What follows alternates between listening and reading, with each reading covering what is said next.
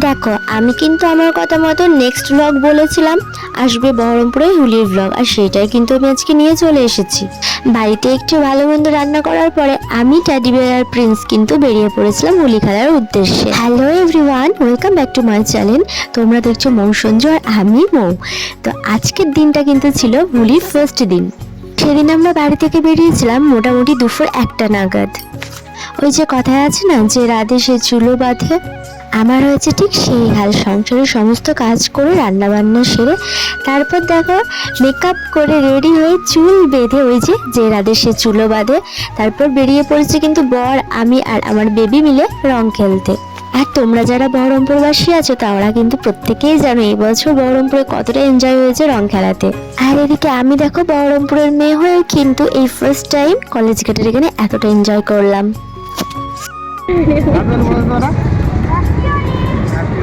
বলে তো জোর নাই, জোরে বলতে হয়, বকবে না।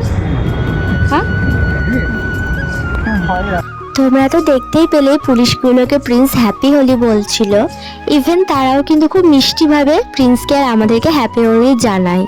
তবে জানি না কেন প্রিন্সকে এতবার করে বললাম যাও গিয়ে রং মাখিয়ে আসো ওদেরকে, কিন্তু প্রিন্স কিন্তু একদমই রাজি হলো না। আসল কথা কি জানো তো, প্রিন্স না ভয় পাচ্ছিল।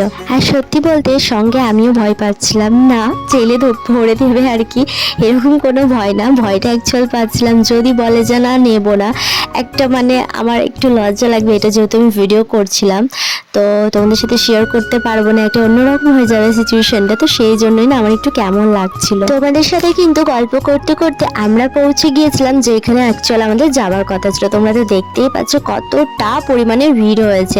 আর আমরা এখানে জায়গা খুঁজছিলাম যে আমরা কোথায় গিয়ে একটুখানি নাচানাচি করবো, একটুখানি দাঁড়িয়ে এদেরকে দেখে মানে আনন্দটা উপভোগ করবো নিজেরা। হোলিতে কিন্তু প্রথমবার আমি আর টেডি বিয়ার ভাং ট্রাই করবো। হ্যাঁ, টেডি বিয়ারও ফার্স্ট টাইমে ভাংটা ট্রাই করবে।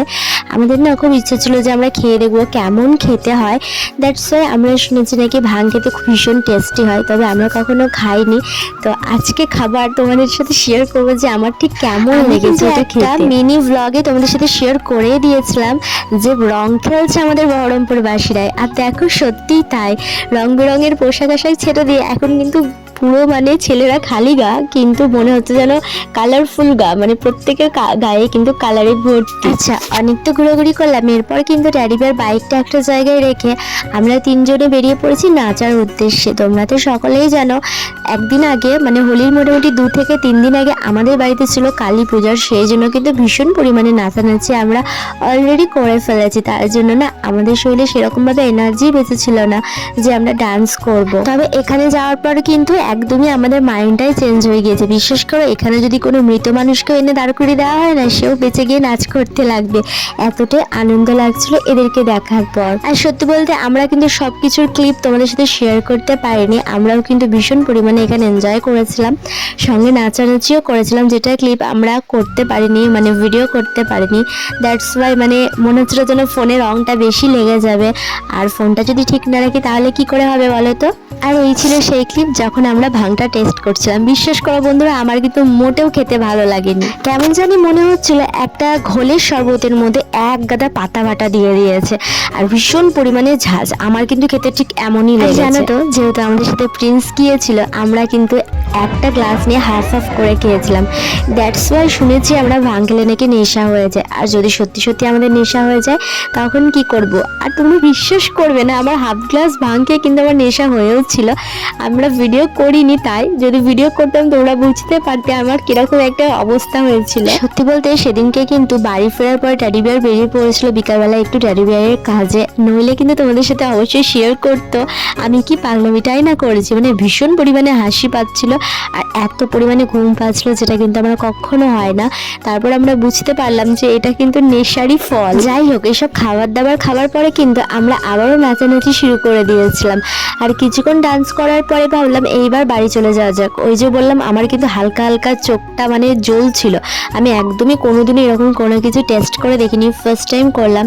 তাই আমি না ফিলটা বুঝাতে তোমাদের পারছি না হয়তো, আর আমি নিজেও বুঝতে পারিনি যে আমার এইটুকুনি মানে খেয়ে এরকম কোনো কিছু কিছু হতে পারে। এরপর আমরা সোজা চলে গিয়েছিলাম রাস্তায়, মানে বাড়ি যাওয়ার উদ্দেশ্যে। তবে সত্যি বলতে আমাদের কারোরই বাড়ি যেতে একদমই মন চাইছিল না, কিন্তু কি করব বলো, সাথে একটা ছোট পুচকু বেবি আছে, তাকে তো টাইমে স্নানটা করাতে হবে, নইলে তারও ঠান্ডা লেগে যাবে। ইভেন এই যে আমি ভয়েস ওভার দিচ্ছি, এখন কিন্তু আমাদের বেশ ঠান্ডা লেগে গিয়েছে প্রত্যেকেরই বাড়িতে, তিনজনে আমরা কিন্তু এখন বেশ অসুস্থ, সেটার আপডেট তোমরা পেয়ে গিয়েছো।